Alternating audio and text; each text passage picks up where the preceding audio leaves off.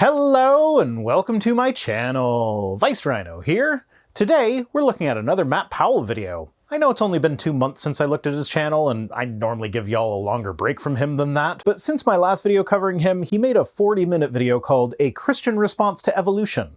I feel like this is going to be a Gish Gallop presentation of all of Matt's classic arguments, so in theory, if I respond to this video and thoroughly cover every point he makes, I'll never need to go back to his channel again, because Lord knows he doesn't ever come up with anything new.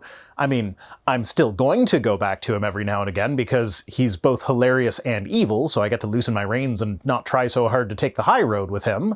He's basically creationist junk food. Fun to cover, but too much, and I start to feel sick to my stomach. Anyway, as I regularly turn 5-minute creationist videos into 45-minute responses, I am going to split this up into 4 parts rather than making one massive chungus of a video, though once I'm done I will probably be smushing them all together into said massive chungus, because I know that's how some of y'all prefer watching these sorts of things for some reason.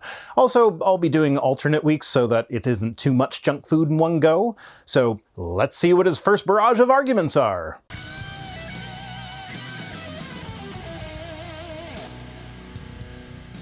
So I wanted to take some time to present the case for creationism. And right off the bat, before he even makes any claims, we run into one of the primary problems with creationism. And that is that creationists will almost always operate under the assumption that if you can cast enough doubt onto the theory of evolution, then creationism will win by default. Wait a minute, there's a citation for that? Isn't that just my own personal observation?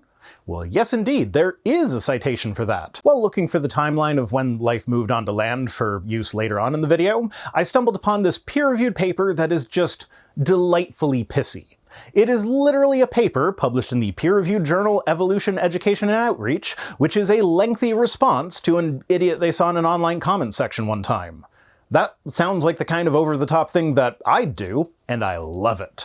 To quote the paper, "This altercation encapsulates perfectly a common creationist mindset, one based on cursory and often incorrect observations coupled with complete ignorance, or at best patchy understanding, of the scientific context framing an argument. It further relies upon a God of the Gaps argument, the belief that, in the case of unanswered questions, the proponent's personal worldview wins by default. No alternatives nor evidence supporting that proponent's perspective are required." So yeah, exactly what I'm saying here.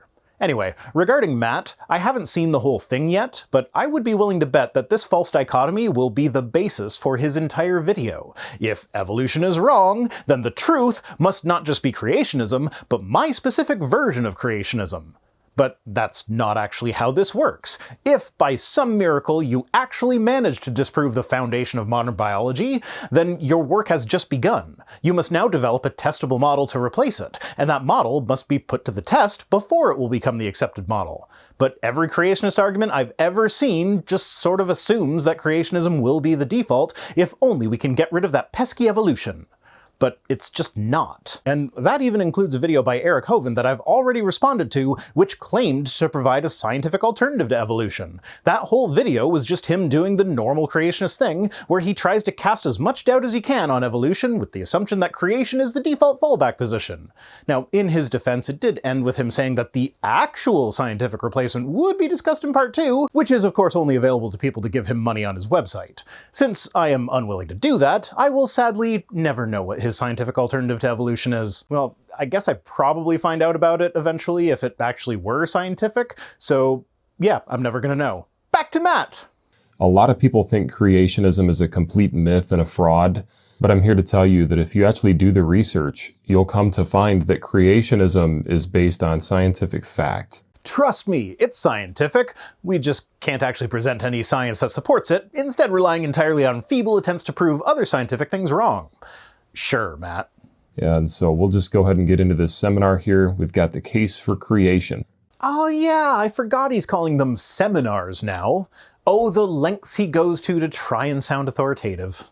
Creation science teaches that God created the world, and that life started on the land, life was designed by God, that dinosaurs lived recently, that the flood of Noah happened, which we call catastrophism, that mankind was designed, that the world is 6,000 years old, and that Jesus is the truth. And since at least 4 out of 8 of those points have been thoroughly and conclusively shown to be false, we're off to a great start. And the 4 of those 8 points also happen to be the only 4 on the list that are actually scientifically testable. Like, the ones talking about life and mankind being designed are untestable. No matter how obviously not designed things can get, you can always shift the goalpost to claim that it was designed like that on purpose for whatever reason. So you can never really show scientifically that something was not designed. All you can do is point out ways in which such a design makes no sense, but that doesn't prove that it wasn't designed, simply that if it was designed badly. As to God created the world, without going into any detail about how God created the world, that's another movable goalpost. Plenty of scientists, after all, believe that God did in fact create the world by setting up the initial parameters of the universe, pressing play, and letting things play out without further intervention. No matter how much we learn about the origin of the universe, those who want to will always be able to say that God's the one responsible, even if we get a watertight explanation for the origin of the universe that does not require or indicate any divine intervention. And as for Jesus being the truth, that's a nonsensical statement. Truth is not a person. Truth is how accurately a statement or claim describes reality. If Jesus really is who modern Christians think he is, then saying Jesus is the Son of God is a statement. If Jesus really existed and really is the Son of God, then it can be said that that statement is a true one. But this does not make Jesus the living incarnation of truth. Unless every time someone utters a true statement, that statement is itself Jesus? That also seems somewhat nonsensical. But if we treat that statement as merely being shorthand for Jesus is the Son of God, then once again it moves into the realm of mostly being untestable. There are all sorts of different ways to interpret Christianity in the Bible, so no matter what, someone who wants to believe it will always be able to find to make it work. But if you nail down your definitions better than the Romans were able to nail down Jesus, it does become testable, and I went through a bunch of reasons why I don't think the God of the Bible is real in another video that I'll leave a link to. Evolutionists would have us believe that the world created itself. No, the world created itself is sneaking an agent in where none is indicated by way of using the verb created, which implies a thinking agent doing the creating. Also, the use of the word world is ambiguous. Do you mean the Earth or the universe? So I would rephrase this one as the universe began. And once we take the loaded language out of it, we see that it becomes a statement that not even creationists would disagree with, and given that I already pointed out that there are scientists who believe in God, and that God is ultimately responsible for the creation of the universe, this still leaves room for God as the creator. It just renders him unnecessary. That life began in the oceans. Yes, the oldest fossils we have are marine. There were likely some terrestrial microbial ecosystems that existed shortly after life itself began, but the fossil record there is very sparse. Now, I could nitpick this and get into the fact that some models of abiogenesis have life beginning in more of a pond scenario, where clay that is rich with organic molecules would go through alternating cycles between being wet and being dry, leading to autocatalytic reactions that form the basis of biological metabolism, so that life didn't actually begin in the ocean, but rather in essentially mud. But what he's ultimately driving at here is the order of creation. In the Bible, God created terrestrial vegetation first, then marine animals and birds, then land animals. So ultimately, what matters is not the nitpicking about whether wet areas that experience cyclical drying count as on land or in water, but rather the fact that the fossil record clearly shows that non-microbial life went from being exclusively marine, to including terrestrial plants about 470 million years ago, to including terrestrial animals about 420 million years ago. Also, the earliest avian stem lineage goes back to the Middle Triassic, about 240 million years ago. So the idea that birds were around at the same time as the first marine animals is just, well, impossible. And those weren't even birds. That's just where the features that could develop into bird-like features started showing up. So the Bible got the order completely wrong. That life was eroded from rocks. Life was eroded from rocks is just a gloriously stupid misunderstanding of what is thought to have actually happened. That dinosaurs lived 65 plus million years ago. Congratulations, you got one right. Gold star for you, Matt. Here's a little gold star for you. Oh, it didn't stick, so, yeah. No more gold star for you, I guess. And that uniformitarianism is true. Uniformitarianism is the idea that geologic processes sort of even out over time and work at a slow and steady pace.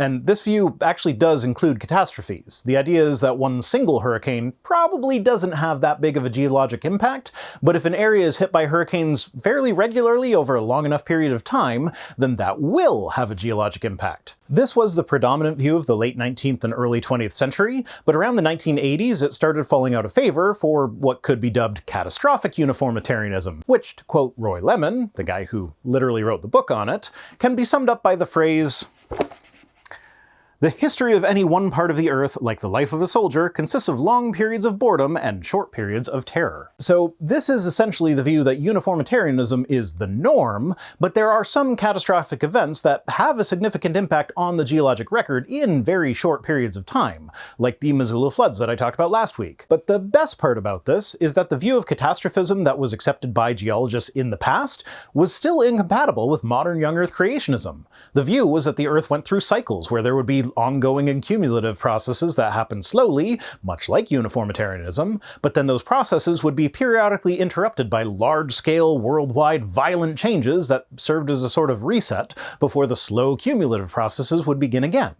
So, yeah, all this to say that uniformitarianism is true is not a statement that would be agreed to by modern geologists without first adding some caveats about large-scale catastrophes. And they would have us believe that all humans descended from primates. Since humans are definitionally primates, then if you descended from other humans, you are in fact descended from primates. And that the world is 13.7 billion years old. Okay, so by world, I guess you did mean universe. So sure, 13.7 billion years is the current estimate. And that Darwinism is the truth. Darwinism is not the truth. That evolution happens is a true statement, but in the same sense that Jesus said he is the truth, no, Darwinism is not the truth.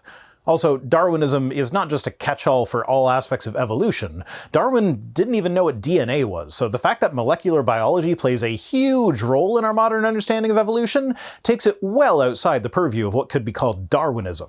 I know creationists love the idea that the truth or falsity of a claim is tied directly to one specific person who is famous for having made that claim, but it's just not. And I'd like to start on the first point. Either God created the world or the world created itself. Think about it. If everything was not created by an intelligent designer, that means that everything poofed into existence literally from nothing. No, that's a false dichotomy. Poofing into existence from literally nothing, to borrow your loaded language, is one potential option, but there are many cosmological models, of which the universe from nothing is but one. But also, a cosmologist does not mean the same thing when they say nothing as an apologist does. The apologist would typically be referring to the philosophical nothing. The cosmologist would typically be referring to empty spacetime in the lowest energy state possible. It is not clear that a philosophical nothing would ever have existed, nor what the implications of its existence would even be. That is a belief in magic and mysticism. That is sorcery. That's not science. I forgot how much he likes to try and flip the accusation that creationism is magic on its head. Like, the dude literally believes that the universe began with a magical incantation, when God spoke things into existence. But yeah, sure, the models that explain how shit happens within the laws of physics are sorcery, apparently. A lot of people think that it's scientific to make the claim that the world could create itself. Check out this quote from Stephen Hawking. He said that because there are laws such as gravity, the universe can and will create itself from nothing. Yes, he did say that, explicitly with reference to the argument about whether or not God was needed to create the universe. The next sentence is, "It is not necessary to invoke God to light the blue touch paper and set the universe going." So, what, you just want to claim victory because he said something in a slightly less precise way than I might prefer while giving an interview regarding one of his books aimed at a general audience? Okay, Matt, I suppose you win. Stephen Hawking did once phrase a thing in a way that lent itself to creationist quote mining. It's not really a point in your favor, though. So, atheists really do believe that the world created itself. As wild as that may sound, as loony as it may be, that is what they believe. They think that that is actually based in science. Fun fact, even if that is exactly what Hawking believed, and he meant exactly what Matt thinks he meant, that does not automatically mean that all atheists also believe it. I know Matt has a hard time with this, but atheism is not a religion. As such, we don't have religious figures that are revered in the same sense that Christianity does. Sure, Hawking was a brilliant theoretical physicist. I don't even come close to understanding even a small fraction of his life's work, and I never will. Does that mean I have to agree that the universe created itself from nothing because he phrased it that way once? No. Clearly what he meant there was more along the lines of the universe would spontaneously begin because of how the laws of physics operate. I mean, hell, the answer is right there in the quote. He says because there are laws such as gravity. Creationists usually don't grant the existence of the laws of physics as part of their definition of nothing, so unless Matt is planning to agree to a non-creationist definition of nothing, then Hawking clearly did not mean the same thing that creationists do when they say nothing. But any of us who have studied the laws of thermodynamics know that matter cannot be created or destroyed. Now, that statement actually puts on full display how we know that Matt has not, in fact, studied the laws of thermodynamics. Because energy is the thing that cannot be created or destroyed. Matter can, and it happens all the time. That's the whole E equals mc squared thing. I mean, I guess it's not technically destroyed, it's just converted into energy, and you can think of matter as essentially energy that's been locked up, but in every case, it will be more accurate to say that energy is the thing that cannot be created or destroyed. And so they claim that before the Big Bang, everything was compacted down into an infinitely dense hot point. Well, different models deal with it slightly differently, but that is the general understanding that you'd get from, watching the Big Bang Theory on TV. Our whole universe was in a hot, dense state. And then that hot point somehow exploded and created time, space, and matter. Just keep in mind here that Matt is yada-yadaing his way past literally dozens of cosmological models that all attempt to explain exactly how that happened. And Matt doesn't understand the first thing about any of them. Don't get me wrong, neither do I, but I also recognize that my lack of understanding does not translate into an ability to prove them wrong by reducing them down to ridiculous-sounding oversimplifications. And like I said, that's a violation of the first law of thermodynamics. Okay, Matt, so in your thermodynamic calculations that you obviously did in order to be able to say something like that, did you treat the universe as an isolated system? If so, why? If not, did you remember to account for the amount of energy contributed to the system from its surroundings? Did you take into consideration the fact that energy can both be negative and positive, with gravity generally being negative energy, with everything else being positive? Because as it turns out, when you do that, it looks very much like the total energy of the universe is actually zero, which means that you could potentially get an entire universe spontaneously forming from nothing without there being a creation or destruction of energy in the process. That's actually exactly what Hawking was referring to with the quote that you pulled up earlier. Essentially, while the universe expanded, it borrowed energy from the gravitational field in order to create matter, thus resulting in a universe with gravity, matter, and zero total energy. And even if the universe just poofed into existence via a magic act, that also violates the second law of thermodynamics, because that states that everything in order tends towards disorder. No, that is not what the second law of thermodynamics states. The second law is that the total entropy of an isolated system will increase over time, with entropy being a measurement of the amount of energy available to do work. Nothing in nature really tends towards organization. It always tends towards disorganization. Incorrect. Viral proteins spontaneously self-assemble into isocahedral capsids. Thread-like micelles spontaneously self-assemble from a random configuration of surfactant molecules. Peptides spontaneously self-assemble into beta sheet tapes. Do I know what any of this means? No, I don't, because I'm an idiot. But what I do know is that spontaneous self-assembly is a process that is utilized by scientists working in material sciences. That is, they use the natural tendency of certain molecules to form themselves into certain structures in order to make the structures that they want. So to claim that nature always moves from order to disorder is to ignore a shit ton of science that suggests otherwise. Everything is winding down in the universe, but evolutionists would have us think that everything is winding up, that everything's getting better, that rocks evolved. Getting better is a value judgment that doesn't really have a place in evolution.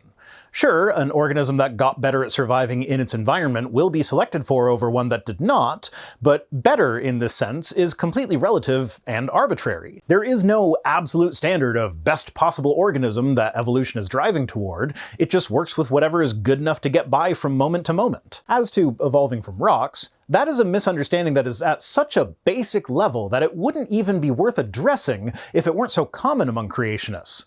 They say it as though we believe that rocks were out there breeding like life does, and then one day some rock had a baby rock that was actually alive, and that is abiogenesis. But that's not even close to the truth.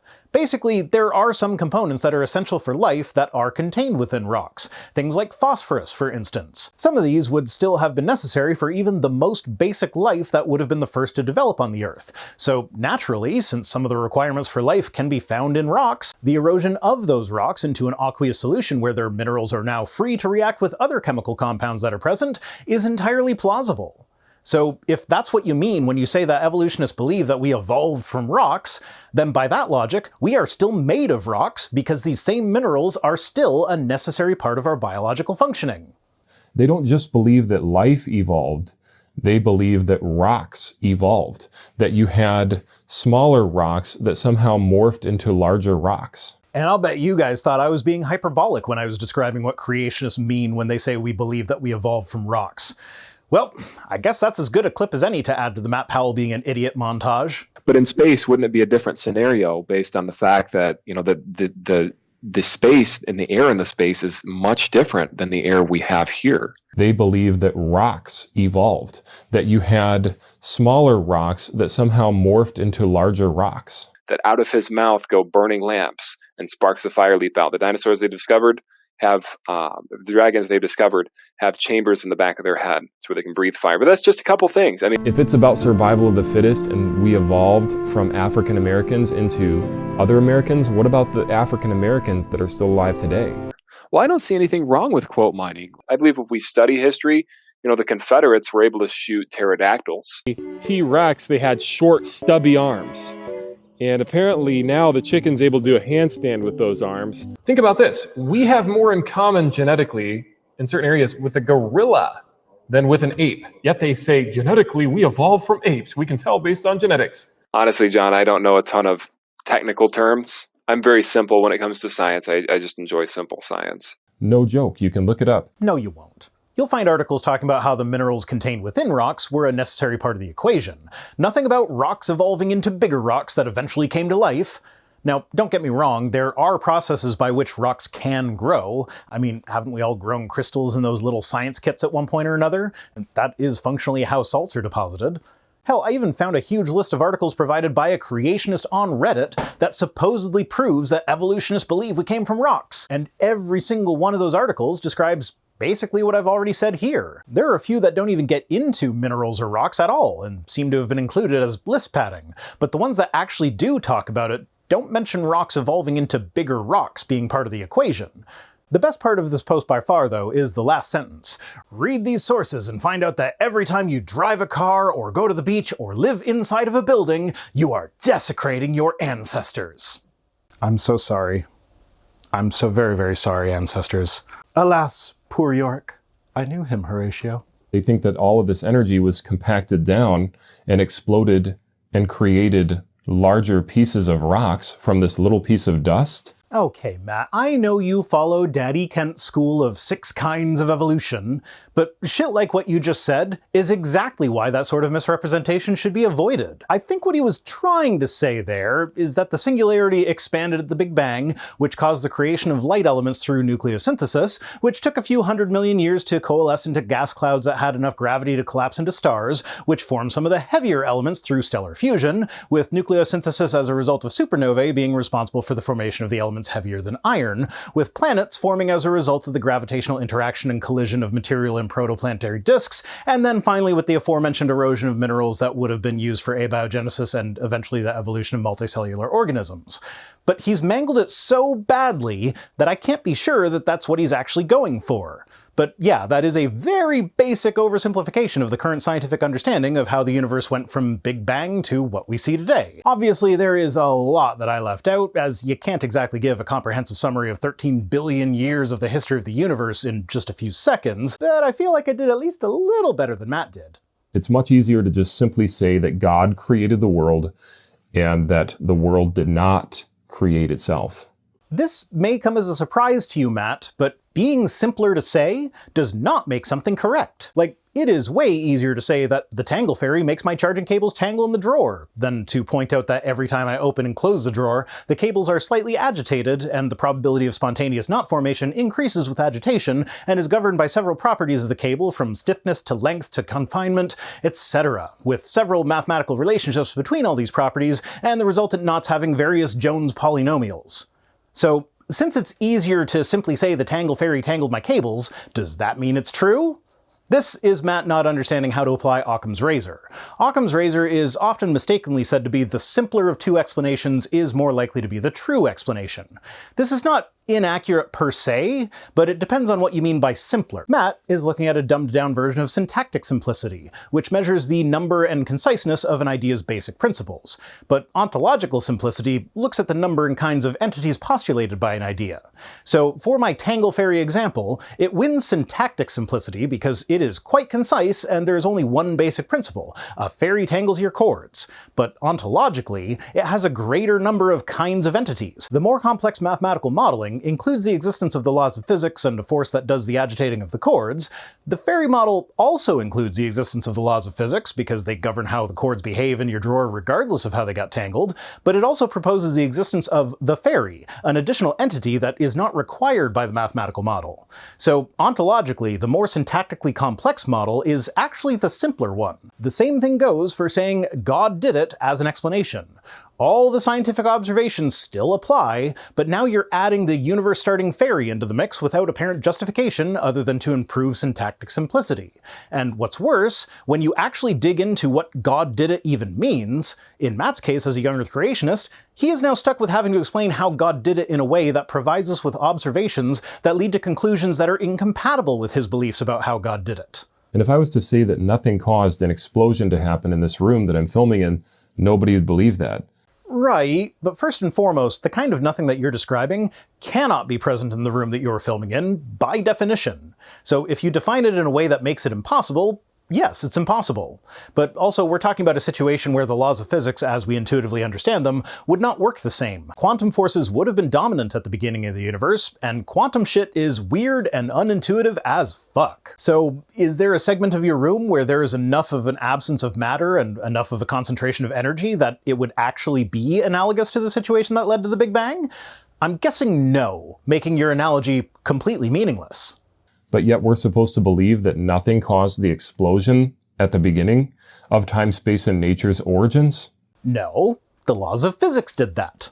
If I said that a smaller rock could over time morph into a larger rock, nobody would believe that. I mean, that's literally what sedimentary rock is. Little grains that were eroded away from other rocks, and sometimes whole rocks themselves, get cemented together to form bigger rocks. That's rather irrelevant to the theory of evolution, unless you want to get into the nitty-gritty, pun intended, of how the geological processes that led to the existence of sedimentary rock are what made the existence of clays and muds that may have harbored the first life possible, but now we're 2 levels of indirect away from actual biological evolution. But I'm supposed to think that dust somehow morphed into rocks as large as planet Earth? That is not scientifically sound information at all. Man, he is all over the map. Well, Matt, I'm not sure if you noticed this, but the Earth is not one single rock. It's a bunch of them, smushed together. Yeah, when you get deep enough into the core, it's molten, and so all the stuff that could become rocks gets mixed together and might be said to be a singular object. But you yourself have pointed out in the past that there are distinct slabs in the upper mantle which are not the same as their surrounding material. You were wrong and thought that those slabs were submerged in molten rock rather than really, really hot and somewhat ductile and viscous solid rock, but that still shows an awareness of multiple constituent parts of the Earth. So, do you deny the idea that when you put many small things together, it makes a big pile of those small things? Do you deny that the heating of things can cause them to fuse together into one object? Do you deny that being under high pressure increases heat?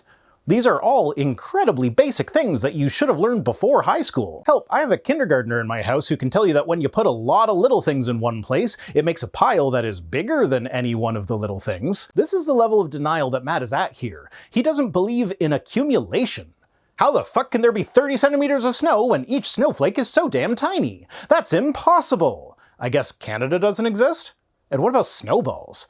God, don't even get me started on those. Imagine pressing many little things together to make one single bigger thing. Snowmen are impossible, I guess, too. Frosty the Snowman is satanic propaganda to indoctrinate kids away from Christianity. You gotta avoid that shit like the plague. There's no question that God created the world. The Bible says, in the beginning, God created the heaven and the earth. Doesn't the Bible say? In the beginning, God created the heaven and the earth.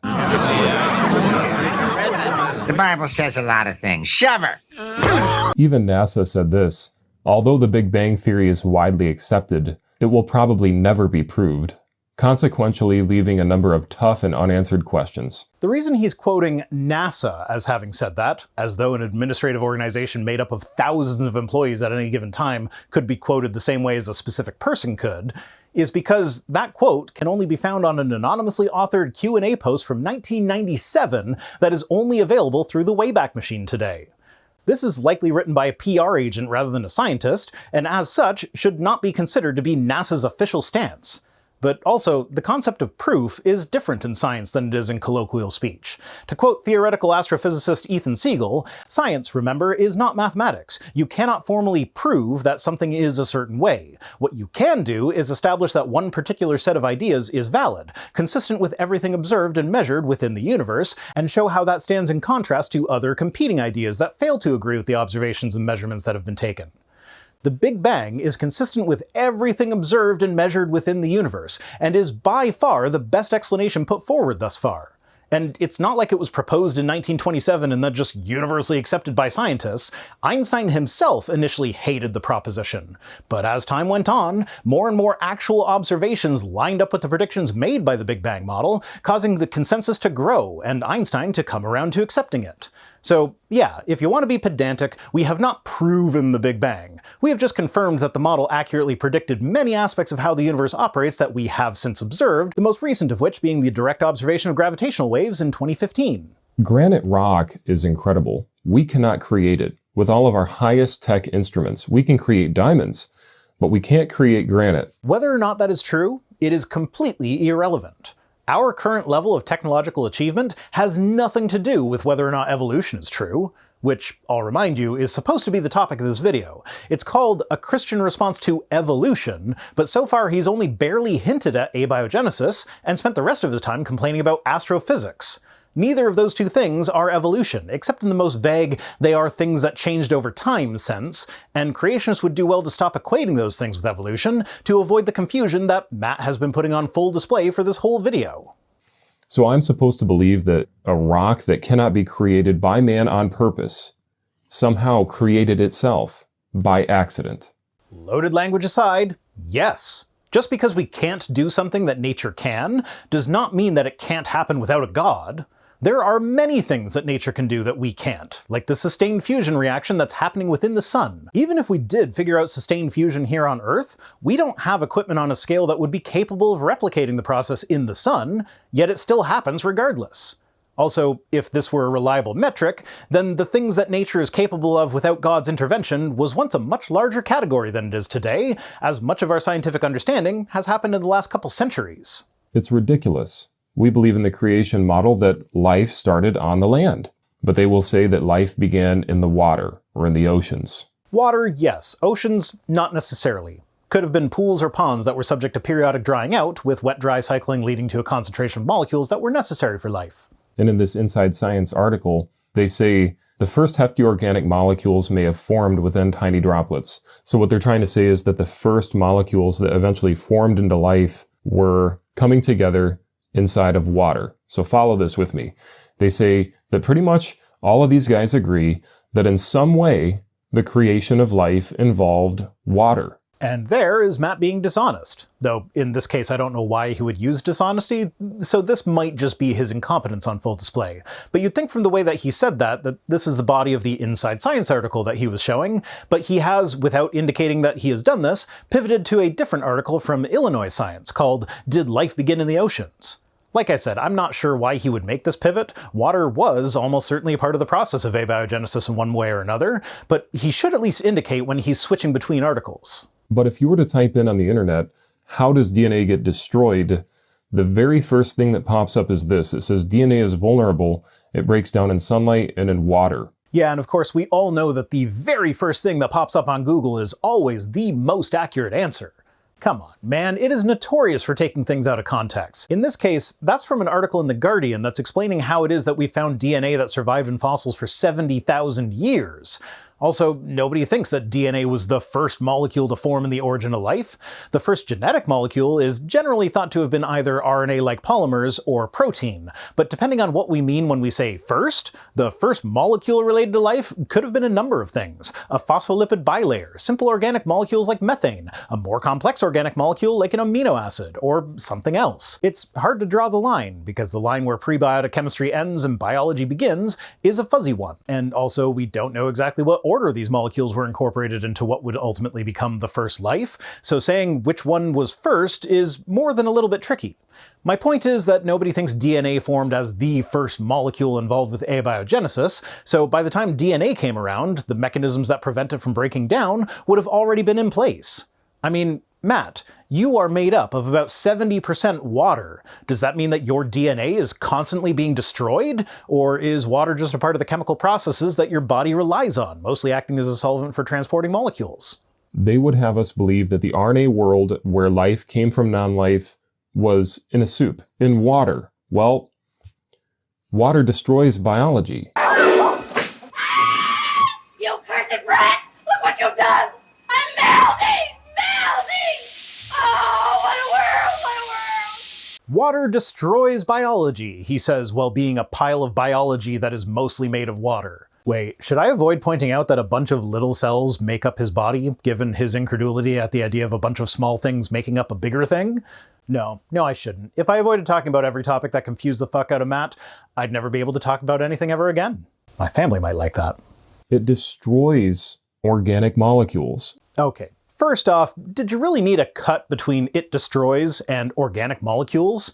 Like, I fuck up my script enough that I'm not going to go hard on people who use jump cuts. I try to hide mine with a slight zoom, but if you're paying attention, you'll usually be able to find them. Though not every zoom is a screw up. Sometimes I do that for emphasis, so you can't just count the zooms. Okay, too close. Back it up, editing Rhino.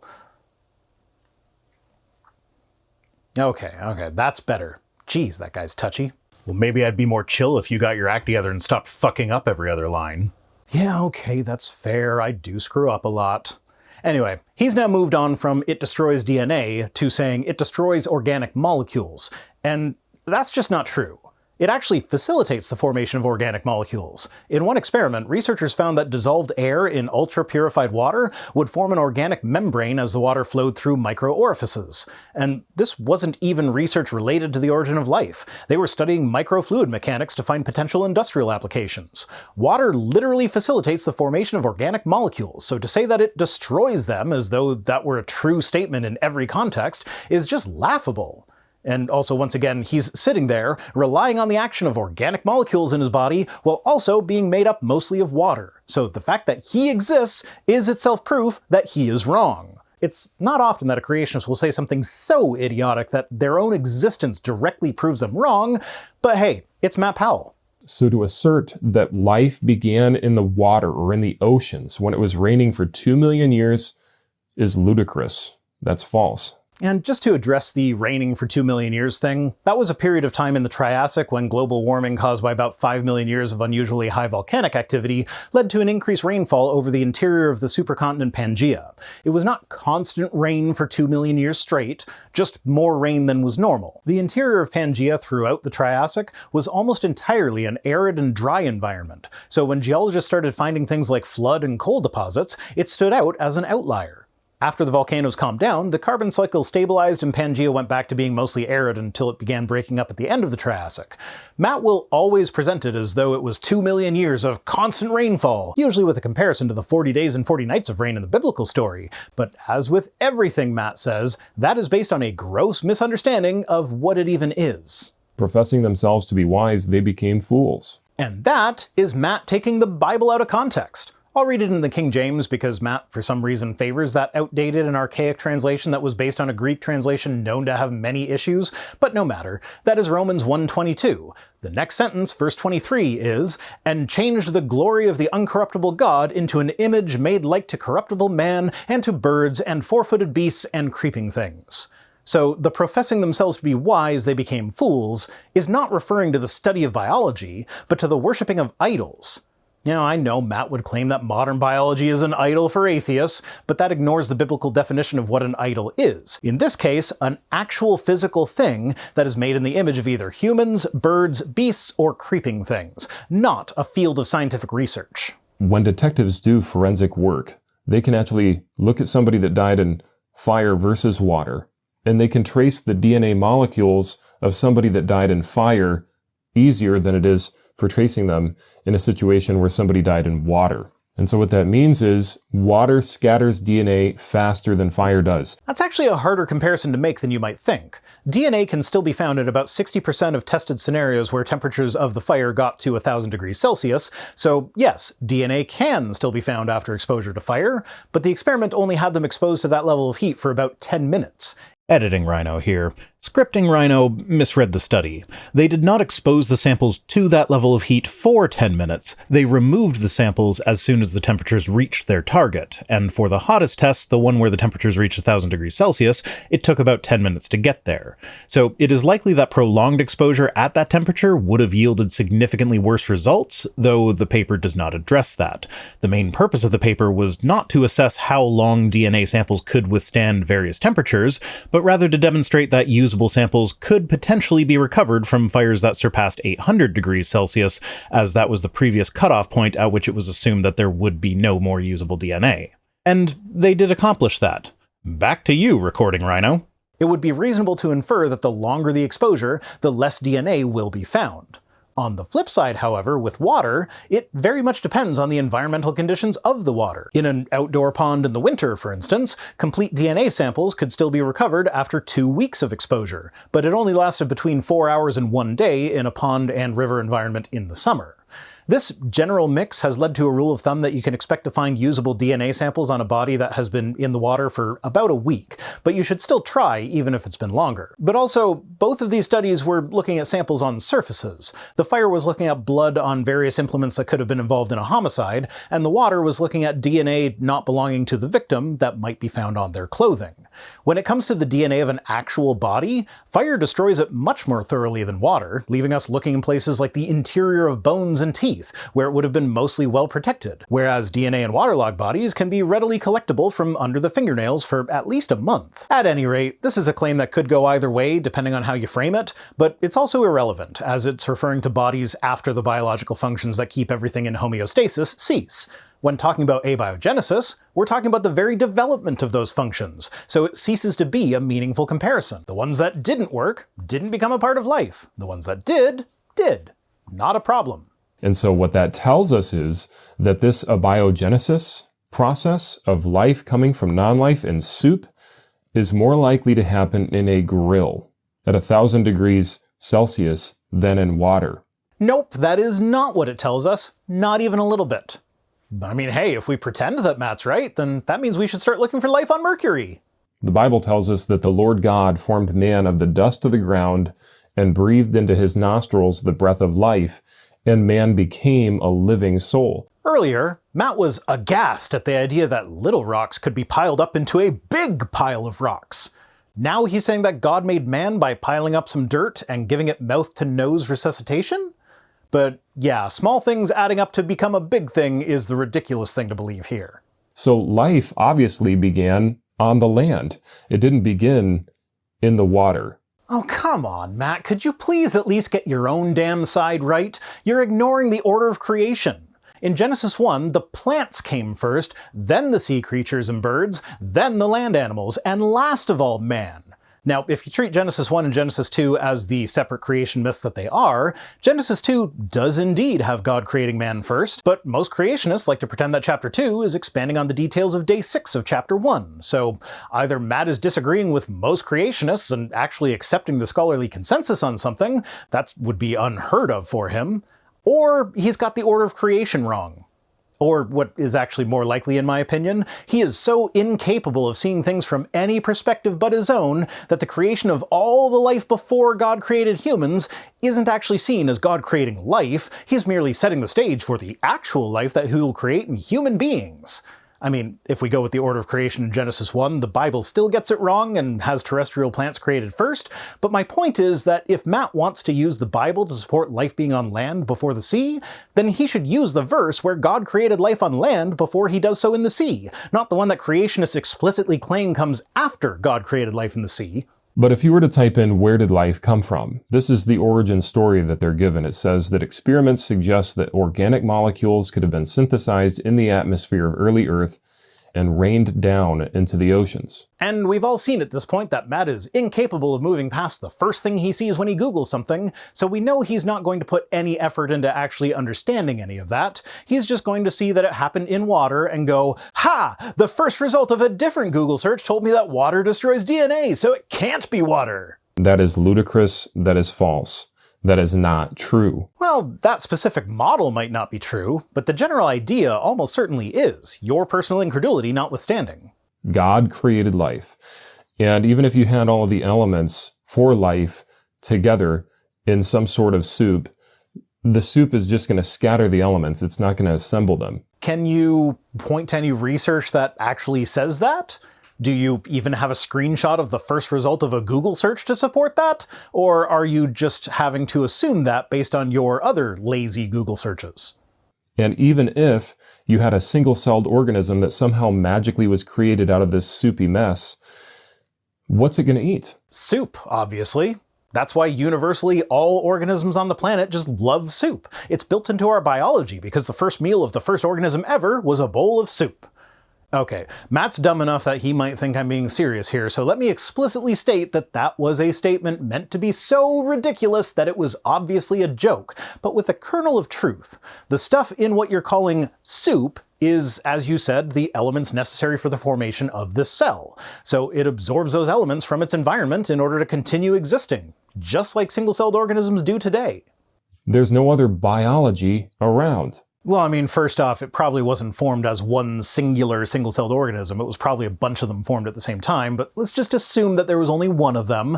Sure, there's not other organisms around for it to eat, but single-celled organisms do not necessarily prey on other single-celled organisms in order to survive. They utilize raw materials that can be found in their environment. True, there are some that prey on other microorganisms. In fact, most of them probably do. But that is a development that didn't have to come until later. Hell, the cells in your body don't eat other cells. They eat energy-rich molecules like sugars. Did you think that your body's cells had to cannibalize each other to stay alive? Hell, who are we kidding? You probably didn't even know that your body was made out of cells based on the fact that you don't think that things can be made of smaller things. There's no other organic material. What's it going to eat? Hard rock? Why in the world would there not be any other organic material in the soup that was rich enough in organic material to form life? Think about this. You should try that sometime. It might do you some good. There is nothing for it. It just is going to come alive, and then it's got to find another organism to reproduce with. Matt? Do you think that all organisms reproduce sexually?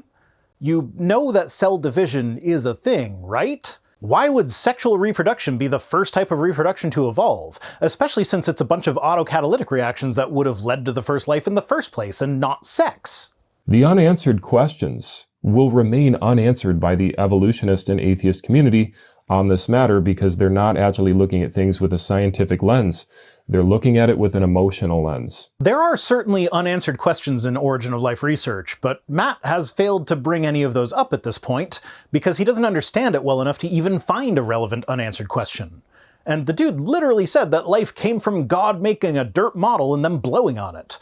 Where's the science in that? What process transformed the dirt into flesh and blood? What role did blowing in the nose serve? What chemistry was involved there? Matt doesn't have the slightest idea, because it's a story written by a culture that also didn't have the slightest idea that any of those were even questions that would need answering, in an attempt to explain a phenomenon that they didn't understand. Questions that need answering. The Bible is a fascinating look into the history and culture of an ancient civilization, but a science textbook it is not. Treating it as a science textbook is, frankly, insulting to the culture that produced it. Because they don't want to answer to God, and they don't want to admit that creationism is so strong. How is it strong? I'm begging you to tell me. You have provided nothing here to support creationism other than Bible verses, and you've provided nothing that refutes evolution, abiogenesis, the Big Bang, or whatever other field of science you think you understand, because you stopped at the first result of all your Google searches and refused to read more than a paragraph past the headline when you even bother to read that far. And it has a very powerful model that supports it in the scientific community, and they don't want to give it any credence at all. What model, Matt? Show me the model. Show me the model. Show me a paper outlining the model that doesn't have to appeal to magic at some point and actually explains everything scientifically. You can't because it doesn't exist. They're afraid of creationism. They can laugh at it, they can mock it, they can fulfill what the Bible says that they would do, which is be scoffers of the last days that scoff and mock the Bible. The vast, vast majority of the research papers that I've presented here do nothing of the sort. And the one that might be considered to be mocking creationists was the one that I didn't even need to include. I just thought it was hilarious. The scientific fields that you call wild, loony, ridiculous, ludicrous, foolish, and more mostly just ignore creationists and continue on their merry way. To complain about being mocked in a video where you yourself repeatedly throw mocking insults at the people that you complain are mocking you is kind of pathetic, to be honest. That is a belief in magic and mysticism. That is sorcery. As wild as that may sound, as loony as it may be, it's ridiculous. It's ludicrous. That's false. Professing themselves to be wise, they became fools. That is ludicrous. That is false. You had a single-celled organism that somehow magically was created out of this soupy mess. And the way that this paper starts out is hilarious. It's pretty hilarious. I mean, they think that non-life brought life into existence. It gets more and more and more insane. It really is unbelievable. We're entering into the twilight zone. Stay tuned. I can't imagine having to be an atheist and defend this stuff. The scientifically illiterate atheist. I'm not going to pretend that I'm not mocking Matt in this video, but I'm also not pretending to take the high ground and using Matt's mockery as a point in my favor, like Matt is trying to do here. But also, I'm not really mocking the Bible, I'm mocking Matt's interpretation of the Bible. Like I said, as an anthropological artifact, the Bible is incredibly valuable and insightful, but Matt is treating it as though it's a science book, which is just patently absurd. And so I mock the view that a book that presents the world as being a flat snow globe type thing propped up by pillars could provide us any sort of insight into our modern understanding of things like cosmology, things that the authors of the Bible couldn't possibly have known about. But also, that's easily the most obvious prophecy that any founder of a new religion could write about their religion. People will mock us. Yeah, of course they will. That's what happens to new religions. But honestly, my favorite iteration of the "this is what people will act like in the end times" prophecies is the one in Matthew 24, 37 through 39. "For as were the days of Noah, so will be the coming of the Son of Man. For as in those days before the flood, they were eating and drinking, marrying and giving in marriage, until the day when Noah entered the ark, and they were unaware until the flood came and swept them all away. So will be the coming of the Son of Man." So, a sign of the end times is that people will eat, drink, and get married. Yeah, that's super duper specific. There's never been a time on the planet other than the time of Noah and the end times where people ate, drank, and got married. That's almost as bad as the "there will be wars and rumors of wars" one. And as Christians and creationists, we would claim that life was designed by God. And according to evolution, life was eroded from rocks. So not only did life come alive in soup, supposedly that soup originated from rocks getting rained on, and then those minerals were eroded from the rocks, which caused life to somehow spark into existence. Oh, holy shit, he actually kind of understands that one. So, was he just lying when talking about it earlier then? I mean, that fits his MO pretty well, but normally he wouldn't turn around and then be honest about the thing he was lying about. And if you were to type in, "you owe your life to a rock," it brings up a paper called "You Owe Your Life to Rock." That's not a paper, Matt. That is an article. You really should learn the difference, especially if you're going to try and speak with any amount of authority on anything scientific. And the way that this paper starts out is hilarious. It says, "Thank goodness for Granite." I mean, it's slightly amusing if you like alliteration, which I do, but hilarious is a bit of a stretch. Those are the first words of the paper. It talks about how granite rock is our ancestor. Oh, for fuck's sake, Matt, you literally just explained that we're not descended from rocks, but that minerals that eroded from rocks were a part of the abiogenesis process. And now you're going back to rocks being our ancestors? Come on, man, I don't have very high expectations for you, but is it really too much to ask that you at least stumble your way over the bar every once in a while? Remember the rock that we covered earlier that can't be created on purpose, somehow created itself by accident, and then somehow conceived life. No, the rock did not conceive life. We don't believe in pregnant rocks. Where the fuck are you even getting that from? That is not what it says in that article. Hell, that article isn't even about abiogenesis. It's about how the erosion of metal-rich granites provided new nutrients to single-celled organisms that they needed in order to make the jump to multicellular organisms. So this isn't even life coming from a rock, it's just life using new resources to evolve. Now, of course, they want to mock the virgin birth, but to say that granite rock conceived life? Granite rock isn't even living to begin with. At least Mary was alive when she conceived of the Holy Spirit. At least the teenager was alive when God raped her. Isn't the win you seem to think it is, Matt? It's pretty hilarious. I mean, they think that non-life brought life into existence, that unconsciousness brought conscious, sentient material into existence. And you think that a magical man made a dirt sculpture and blew life up its nose. And what's more, my description is way closer to being accurate to what you actually believe than yours is of what I believe. You might want to quibble over my use of the word magic, but aside from that, that is literally what you described when you gave the biblical account. And you can't tell me what mechanism would have transformed the dirt into flesh and blood, so magic is just as valid a term to use there as any. That nothing somehow created something. It gets more and more and more insane the more that you look into what atheists and evolutionists actually believe. It only gets insane if you listen to Matt misrepresent it with his pregnant rocks and whatnot. If you actually take the time to understand it, even at a superficial level, it actually makes perfect sense. I heard somebody say one time that it's unbelievable what unbelievers will believe to remain unbelievers, and I feel like that is actually kind of true. I don't know, that sounds like projection to me. Because here's the thing, most unbelievers don't actually have even a superficial level of understanding of these things because they just don't matter to your day-to-day life. They just hear you talk about how God killed himself to save us from what he'd do to us if we don't worship him, and don't think that that makes any sense, so they move on with their lives without concerning themselves about cosmic origins or the fine details of biology. But believers, especially young Earth creationists, have to believe in literal magic, even if they don't like that word, it fits the definition, in order to believe that God made everything only 6,000 years ago, but did so in a way that made everything look billions of years old. It really is unbelievable. We're entering into the twilight zone. Stay tuned. And this paper also says that rocks and minerals must have played key roles in virtually every phase of life's emergence. Again, that is an article, not a paper. And at this point, I have a suspicion. You see, this is now the second article that Matt has used that is also in that Reddit post that I mentioned earlier that lists a bunch of sources that they claim prove that evolutionists believe we came from rocks. And do you guys know how I found that Reddit post? Earlier, when he said that evolutionists believe that rocks evolved, no joke, you can look it up, I did. I googled, do biologists believe that rocks evolved? And guess what the first result was? It was that Reddit post. So the suspicion I have here, given that Matt only seems capable of reading the first result of any given Google search, is that that's exactly how Matt found this Reddit post, and rather than look into anything for himself, he just copied their homework. Too bad none of their links actually said what they claim was being said.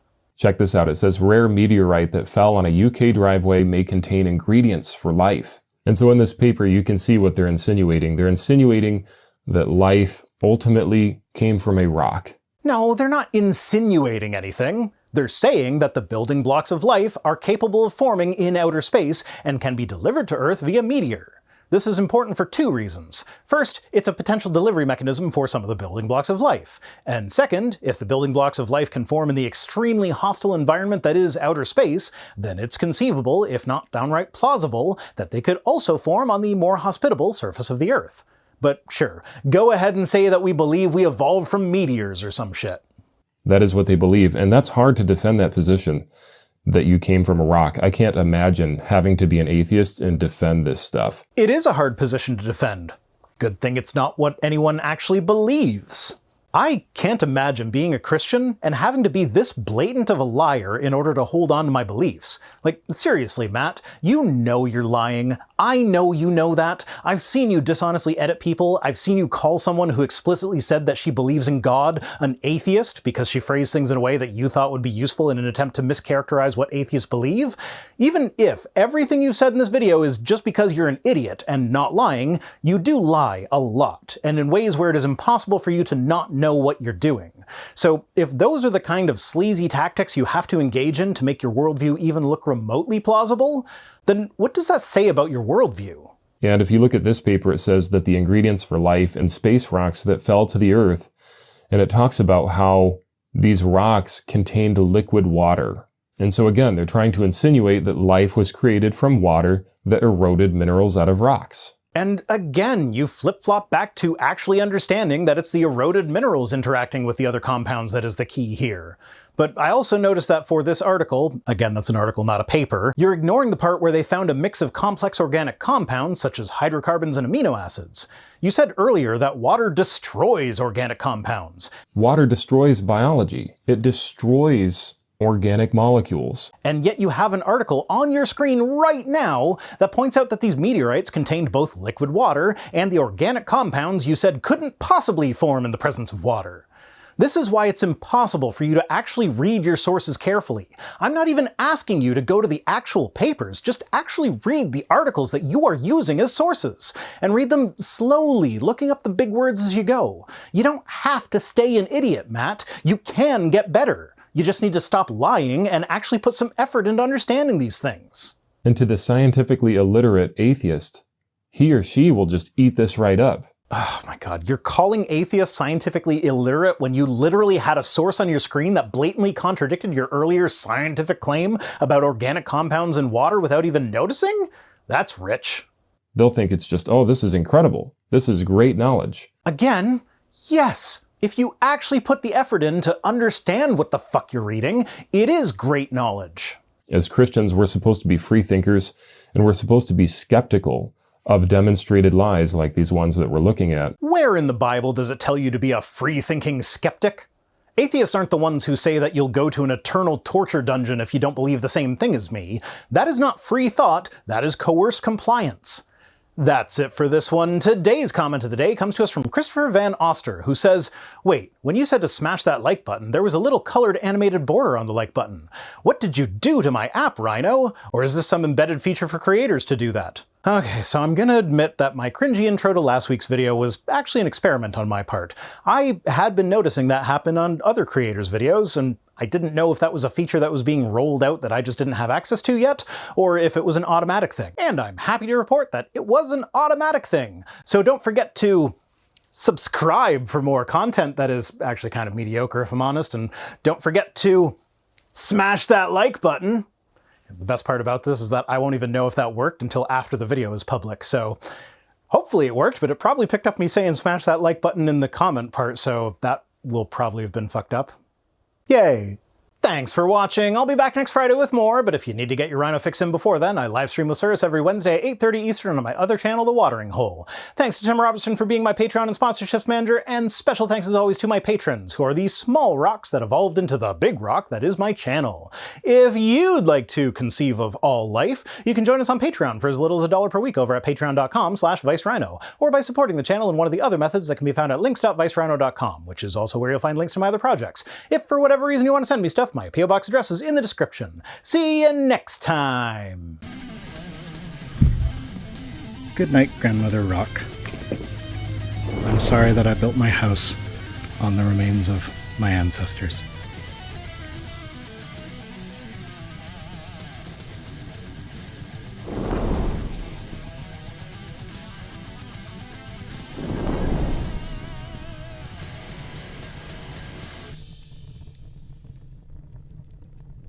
Hello and welcome to my channel. Apparently I forgot to write Vice Rhino here in the script and I can't say it if it's not there. I don't suppose you could go outside and get me a rock. Preferably not one of the painted ones. Big, little, what? Big enough to be obvious that I'm holding a rock on camera. A few minutes later. Oh god.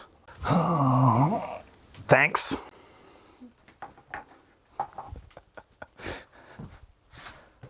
Oh, this is ridiculous.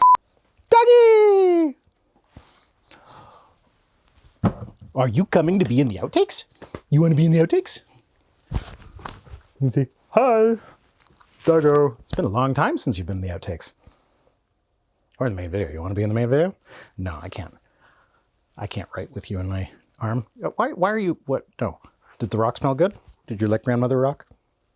Yeah, you like Grandmother Rock. Okay, you go sleepy in your little bed.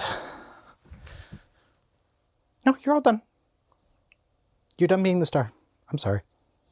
Don't you wag your tail sadly at me.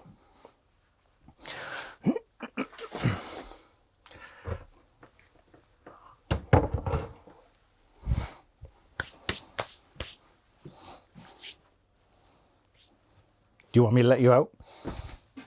Okay, out you go.